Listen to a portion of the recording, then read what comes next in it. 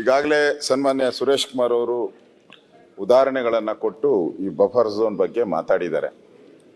Buffer zone ಇರೋದ್ರಿಂದ ಈ ಕೆರೆಗಳ ಸಂರಕ್ಷಣೆ ಆಗುತ್ತೆ. ಅದರಿಂದ ಬಫರ್ ಝೋನ್ನು ಇನ್ನಷ್ಟು ಜಾಸ್ತಿ ಆಗಬೇಕು ಅಂತ ಸುರೇಶ್ ಕುಮಾರ್ ಅವರ ಅಭಿಪ್ರಾಯ.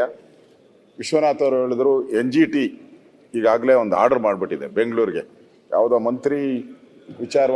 ಮಂತ್ರಿ ಮಾಲ್ ವಿಚಾರವಾಗಿ ಒಂದು ಆರ್ಡರ್ ಮಾಡಿಬಿಟ್ಟಿದೆ, ಮಂತ್ರಿ ಬಿಲ್ಡರ್ಸ್ ಅದಾದಮೇಲೆ ಅದೇ ರೀತಿ ಇವತ್ತು ನಡೀತಾ ಇದೆ.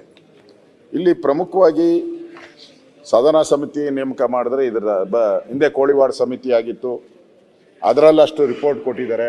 ಆ ರಿಪೋರ್ಟ್ ಏನು ಜಾರಿಗೆ ತಂದಿದ್ದೀರಾ ಇಲ್ಲ ಇನ್ನೂ ಏನು ಗೊತ್ತಿಲ್ಲ. ಏನು ಸುರೇಶ್ ಕುಮಾರ್ ತಂದಿದ್ದೀರಾ ಏನು ಗೊತ್ತಿಲ್ಲ. ನೀವೇ ನೇಮಕ ಮಾಡಿದ್ದು ಕೆರೆಗಳ ಸಂರಕ್ಷಣೆ ಬಗ್ಗೆ ಕೋಳಿವಾಡ ಸಮಿತಿ ಸ್ಪೀಕರ್ ಆಗಿದ್ರು, ಮಾಡಿದ್ದೀರಾ. ಆ ವರದಿನ ಇದರಲ್ಲಿ ಸೇರಿಸಿದ್ದೀರಾ ಗೊತ್ತಿಲ್ಲ ನನಗೆ. ಸೇರಿಸಿಲ್ಲ ಅಂದರೆ ಹಾಗಾದ್ರೆ ಆ ವರದಿ ಏನು ಕಸದ ಬುಟ್ಟಿಗೆ ಹೋಯ್ತಾ? ಅದರಿಂದ ಸದನ ಸಮಿತಿ ಮಾಡಿ ಅನ್ನೋದು ಒಂದು. ಅದ್ರ ಜೊತೆಗೆ ಇದರಲ್ಲಿ ನೀವು ಕೆಲವೆಲ್ಲ ಹಾಕಿದ್ದೀರ, ಮೂಲಭೂತ ಸೌಕರ್ಯ, ಈ ನೀರು ಹರಿವು, ಕುಡಿಯೋ ನೀರನ್ನ ತೊಗೊಂಡೋಗ್ತೀರಾ ಅಂತ ಇಟ್ಕೊಳ್ಳಿ ಕೆರೆ ಬಾರ್ಡ್ರಲ್ಲಿ. ಮತ್ತು ನಮ್ಮ ಬೆಂಗಳೂರಲ್ಲಿ ಸ್ಯಾನಿಟರಿ ಲೈನ್ ಎಲ್ಲ ಹೋಗುತ್ತೆ. ಮತ್ತು ಹೈ ಟೆನ್ಷನ್ನು ಇದೆಲ್ಲ ಹಾಕ್ಬಿಟ್ಟಿದ್ದಾರೆ, ಆಲ್ರೆಡಿ ಹಾಕ್ಬಿಟ್ಟಿದ್ದಾರೆ. ಇವಾಗೇನು ಹಾಕಿಲ್ಲ, ಭಾಳ 30-40 ವರ್ಷದಿಂದ ಹಾಕ್ಬಿಟ್ಟಿದ್ದಾರೆ. ಈಗೂ ಹೋಗ್ತಾ ಇದೆ. ನೀವು ನಮ್ಮಲ್ಲಿ ಏನಾದರೂ ಕೆರೆ ಬಾರ್ಡ್ರಲ್ಲಿ ಈ ವಾಟರ್ ಲೈನ್ನ ಸ್ಯಾನಿಟರಿ ಲೈನ್ ತೊಗೊಂಡೋಗ್ಬೇಕಾದ್ರೆ 2 ಕೋಟಿ ರೂಪಾಯಿ ಏನೋ ಖರ್ಚಾಗ್ತೈತೆ. ಇವರು ಆ್ಯಕ್ಟಲ್ಲಿ ಅದಕ್ಕೆ ಬದಲಾಗಿ ಕೊಡಬೇಕು ಅಂತ ಏನಾದ್ರೆ ಅದಕ್ಕೆ ಒಂದು 40 ಕೋಟಿ ಕೊಡಬೇಕು. ಕಾಮಗಾರಿಗೆ 20 ಕೋಟಿ 2 ಕೋಟಿ ಆದರೆ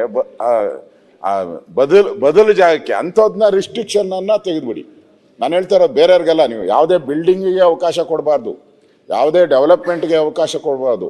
ಈ ಕುಡಿಯೋ ನೀರು ಇರ್ಬೋದು, ಸ್ಯಾನಿಟ್ರಿ ಇರ್ಬೋದು, ಈ ರಸ್ತೆ, ಈ ಥರದ ಬಿಟ್ಟರೆ ಬೇರೆ ಯಾವುದಕ್ಕೂ ಅನುಮತಿ, ಅದಕ್ಕೂ ರಿಸ್ಟ್ರಿಕ್ಷನ್ ಹಾಕಿದ್ರೆ ನಿಮ್ಮ ಬಿಲ್ಲಲ್ಲಿ. ಅದನ್ನು ಸ್ವಲ್ಪ ಯೋಚನೆ ಮಾಡಿ, ಅದಕ್ಕೇನು ಬದಲಾವಣೆ ಮಾಡ್ಬೋದು ಅಂತ. ಒಟ್ಟಾರೆ ಇದನ್ನು ಸದನ ಸಮಿತಿಗೆ ಒಪ್ಪಿಸಿ, ಕೋಳಿವಾಡ ಸಮಿತಿದು ಏನಾಯಿತು ಅದೆಲ್ಲ ಚರ್ಚೆ ಮಾಡ್ಕೊಂಡು ಮಾಡಿದ್ರೆ ಒಳ್ಳೆಯದು.